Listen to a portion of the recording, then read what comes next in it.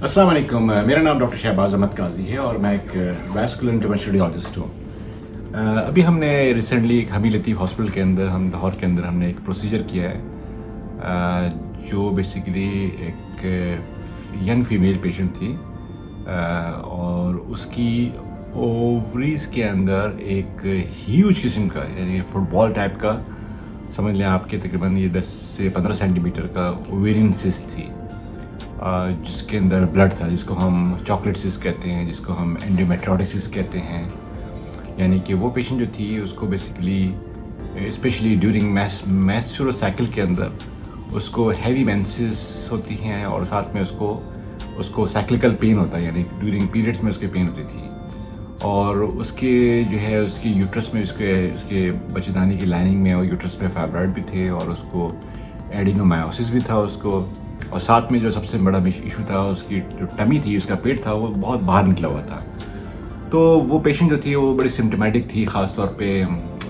इस हवाले से। और मैं आपको वो वीडियो भी शेयर करूँगा जिसके अंदर हमने वो प्रोसीजर जिस तरीके से किया। जो मकसद है इस वीडियो शेयर करने का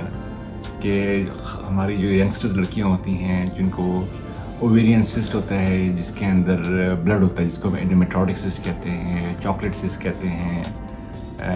या हेमरेजिक ओवेरियन सिस्ट कहते हैं। आमतौर पे ये जो होते हैं पेशेंट जो होते हैं ये सिम्टोमेटिक होते हैं, यानी इनको दर्द होता है, इनको पेन होता है, इनको डिस्कम्फर्ट होता है, इनका साइक्लिकल पेन होता है।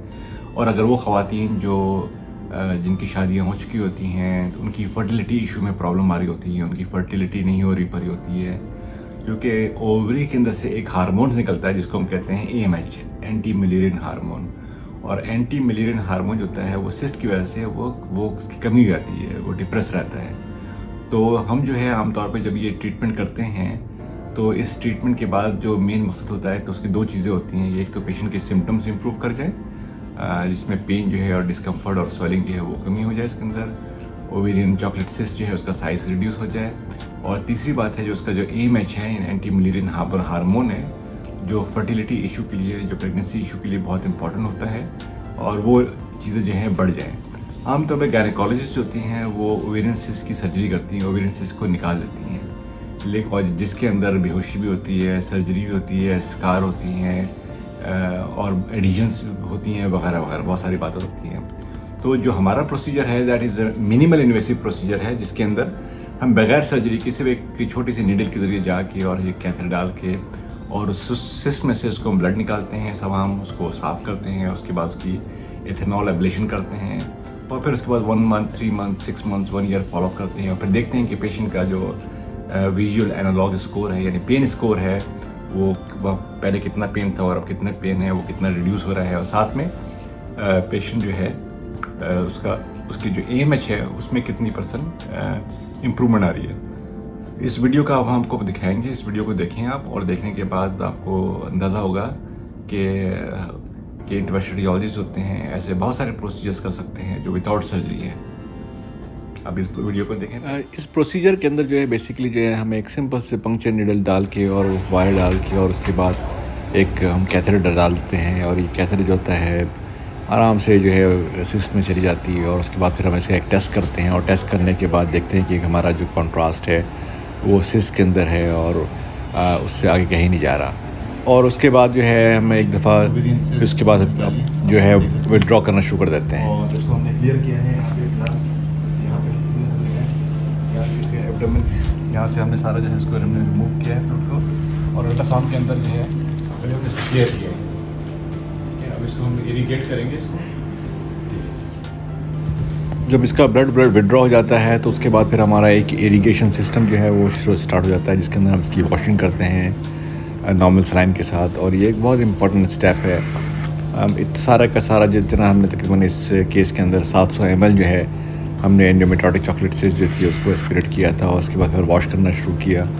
और उसके बाद एक कंटिन्यूस एक प्रोसेस है वॉशिंग का जो हम करते रहे इसको।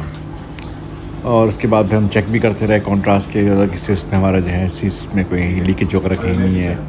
और ये अमल जो है तकरीबन आधे घंटे तक जो है इस सफाई का ये चलता रहा। आप देख रहे हैं कि इसको हम वॉश उसमें सलाइन डालते हैं उस सिस्ट के अंदर, और इसको वॉश और फिर दोबारा इसको इरिगेट करते हैं।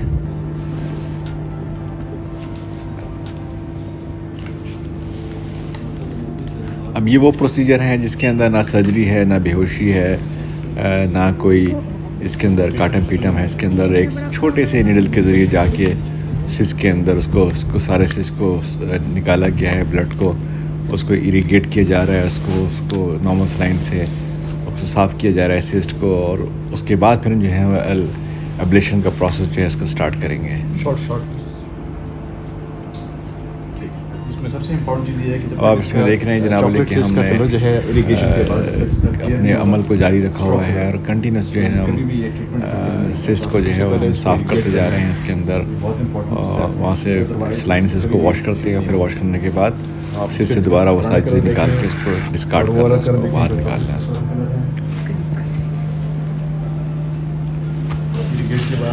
एक अच्छी खासी तादाद 700 ml जो है तकरीबन पौना लीटर जो है जिसमें सिस्ट थी, तकरीबन 15 सेंटीमीटर की सिस्ट थी जिसको हमने अटेम्प्ट किया इसको। सर 50 उन्होंने दी है, वो कह रहे कि इससे ज़्यादा हमारे पास बिल्कुल नहीं है और यही हम लास्ट में। जो सबसे इम्पोर्टेंट स्टेप है इसके अंदर वो सिस्ट की सफाई है, और उसके बाद सबसे आखिरी अमल जो होता है वो इरिगेशन का होता है। इरिगेशन के बाद अल्कोहल एब्लेशन का प्रोसेस होता है आखिरी वाला, जिसके अंदर आप अल्कोहल डालते हैं इसके अंदर।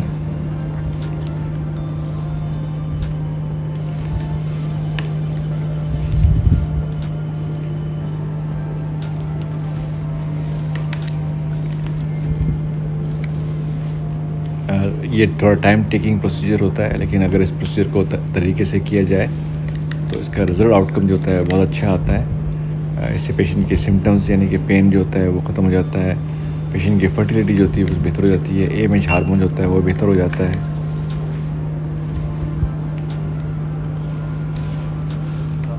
इसका ये चॉकलेट सिस्ट है जो हमने निकाला है, उसके बाद इरीगेट करना शुरू किया, इसको हमने वॉश करना शुरू किया, और अब देखें अब हम दोबारा इसके अंदर वॉश करते जा रहे हैं। बस एक अल्कोहल डाल दिया, अल्कोहल डालने के बाद हम तकरीबन 10 से 15 मिनट जो है वेट करेंगे, और वेट करने के बाद फिर इसी अल्कोहल को बाहर निकाल लेंगे और कैथेटर आउट कर लेंगे, और फिर इसके बाद 1 महीने, 3 महीने, 6 महीने और 1 साल का फॉलोअप करेंगे कितना साइज रिड्यूस होता है, और जो AMH एंटी मैलेरियल हार्मोन है जो प्रेगनेंसी के लिए जो एक ओवेरियन रिजर्व को ओवेरियन सिस्ट जो होती है कम करती है, उसको देखना है वो कैसे कैसे बढ़ता है। तो हम 2 चीज़ें हमने फॉलोअप करनी है, एक पेन करना है और दूसरा हमने AMH को डाला है। हमने 700 ml चॉकलेट सिस्ट निकालने के बाद ये तो उसमें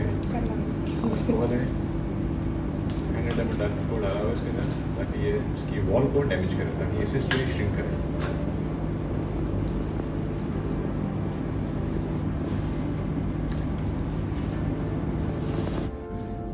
अब आपने ये वीडियो देखी और इस वीडियो के अंदर आपको अंदाज़ा हो गया है कि एक तकरीबन इस पेशेंट के अंदर हमने तकरीबन